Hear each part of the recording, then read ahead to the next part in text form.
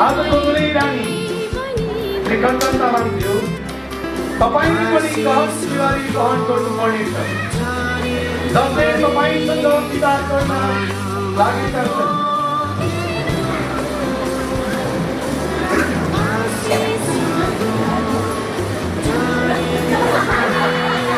उनले कष्टको समयमा तपाईको शान्तको अपेक्षा गर्नेछन्।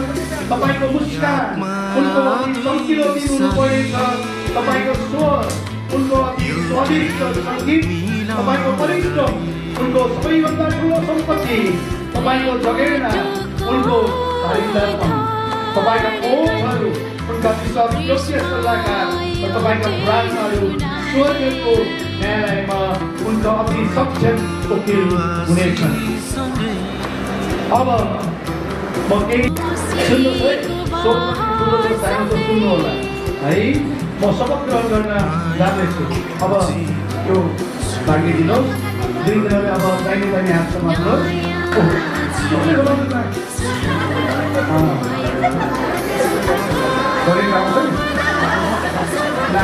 तपाईँलाई आजको तुलनाका भाइ रणवीर हामीज्यू यस क्रिस्चियन विवाहका सौभाग्यहरू जिम्मेवारीहरूलाई पूर्ण रूपमा भएपछि विवाहको पवित्र जीवनमा एकसाथ जिउनका लागि के तपाईँ यी स्त्रीलाई आफ्नै विवाहित पत्नी हुनका लागि लिन तयार हुनुहुन्छ?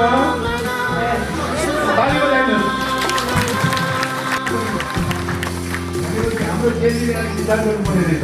प्रेम गर्नुहुनेछ, सान्त्वना दिनुहुनेछ, आदर गर्नुहुनेछ, स्वस्थ र अस्वस्थमा हेरचाह गर्नुहुनेछ र अरू सबैलाई त्यागी तपाईँहरू दुवै बाँचुन्जेलसम्म यिनको मात्र हेरविचार गर्नुहुनेछ। ताली बजाइनुहोस् है। अहिले गर्नेछु यो कुरालाई याद गराइदिनुपर्छ। मेरी धर्मपत्नीले पनि यही कुरा दोहोऱ्याउँछ घरिघरि। गराउन थाल्यो भने करारलाई याद गर्नुहोस् भन्छ है। अब म तपाईँलाई हात समात्छु त भाइ। तपाईँले पाएको होइन, हात समात्नुहोस्। म धनवीर थामी तिमी कञ्चन तामाङलाई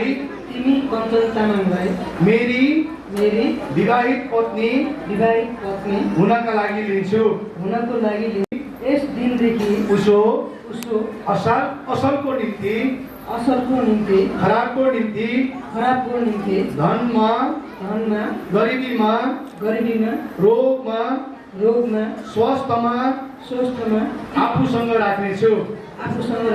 हेरचाह गर्नेछु।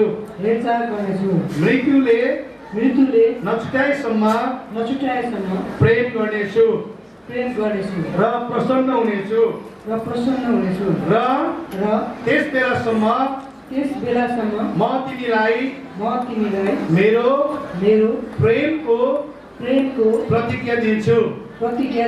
परमेश्वरको पवित्र विधि अनुसार यो गर्छु।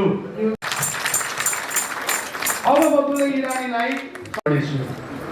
आजको यो वैवाहिक कार्यक्रमको दुलै रानी कञ्चन तामाङज्यू यस क्रिस्चियन विवाहका सौभाग्यहरू र जिम्मेवारीहरूलाई पूर्ण रूपमा बुझ्नु भएपछि विवाहको पवित्र जीवनमा एकसाथ जिउनको लागि के तपाईँ यी मानिसलाई आफ्ना विवाहित पति हुनका लागि लिन तयार हुनुहुन्छ? सुन्नुभयो? तयार हुनुहुन्छ? ताली बजाइदिनुहोस्। गर्नुहोस् है। सुरुमा बिस्तारै बोल्छ, लास्टमा त फेरि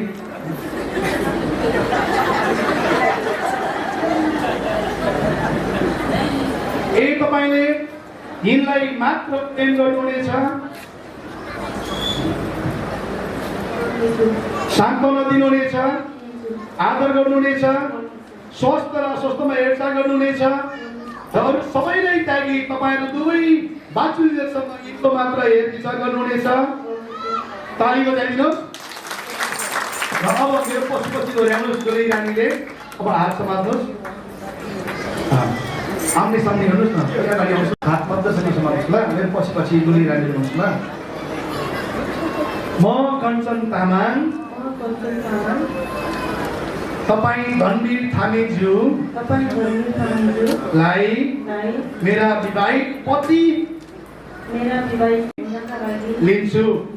यस दिनदेखि उसो असलको निम्ति खराबको निम्ति धनमा गरिबीमा स्वस्थ र अस्वस्थमा आफूसँग राख्नेछु, हेरचाह गर्नेछु, मृत्युले नछुटाएसम्म प्रेम गर्नेछु, प्रसन्न हुनेछु र त्यस बेलासम्म म तपाईलाई मेरो प्रेमको प्रतिज्ञा दिन्छु।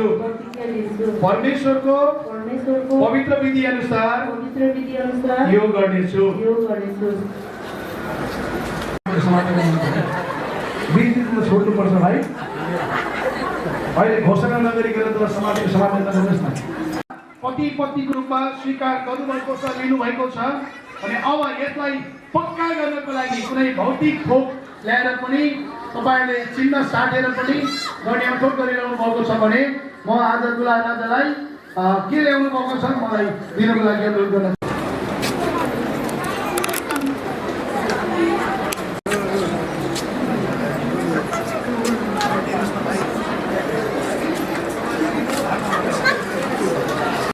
यहाँ एउटा सुनको औँठी छ।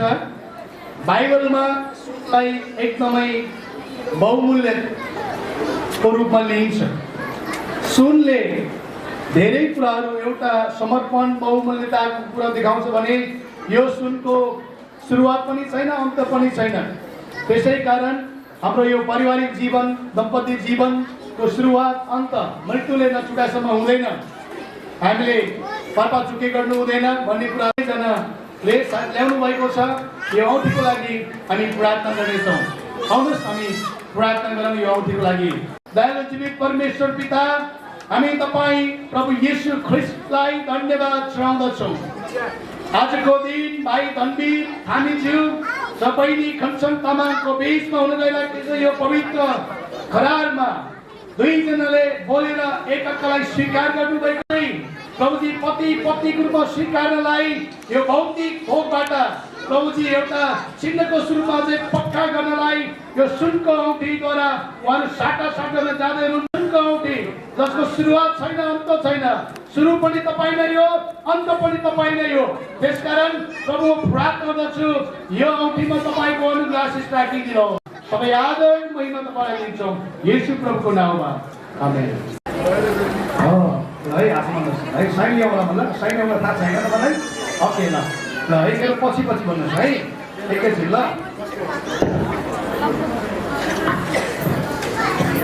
मलाई हेरेर सबै त मलाई पो हेर्दै हुनुहुन्छ है। यस चिन्हका साथ म तिमीलाई विवाह गर्छु र मेरा सबै सांसारिक धन तथा भौतिक सम्पत्ति तिमीलाई दिन्छु। परमेश्वर पिता र परमेश्वर पवित्र आत्माको नाममा ताली बजाइदिनुहोस्।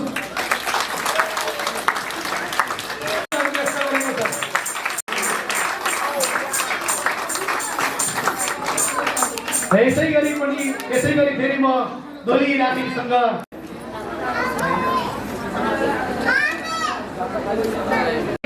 सुनको औँठी नै ल्याउनु भएको छ र हामीले प्रार्थना गरिसकेको छ। प्रार्थना गरिसकेको कारणले गर्दा दोली रानीले अब सुनको औँठी दुला राजाको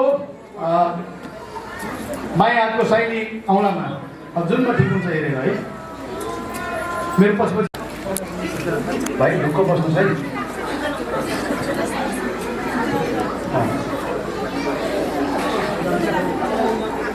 मलाई आज अजिब लागिरहेछ।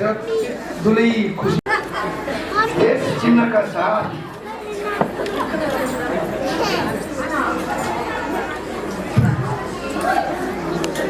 म तपाईलाई विवाह गर्छु र मेरा सबै संसारिक धन तथा भौतिक सम्पत्ति तपाईलाई दिन्छु। पिता परमेश्वर पुत्र परमेश्वर परमेश्वर पवित्र आत्मा परमेश्वरको नाममा ताली बजाइदिनुहोस्। अब अघि सुरुमा चाहिँ भाइले हो कि होइन भनेर मात्र हेर्नुभएको थियो, कसले आज झिनिक्क पार्न सक्दैन रहेछ हेर्नु भाइ, राम्रो छ। यता भन्नुहुन्छ हेर्नु सकिँदैन रहेछ।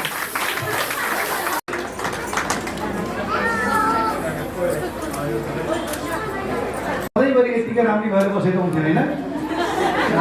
ओहो ल अब घुम्टो पनि लागिसकेको छ। अब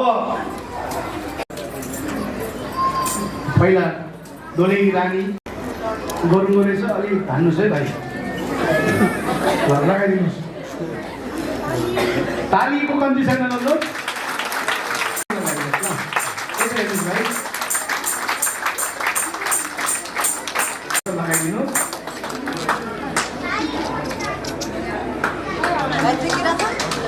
लगाइदिनुहोस्।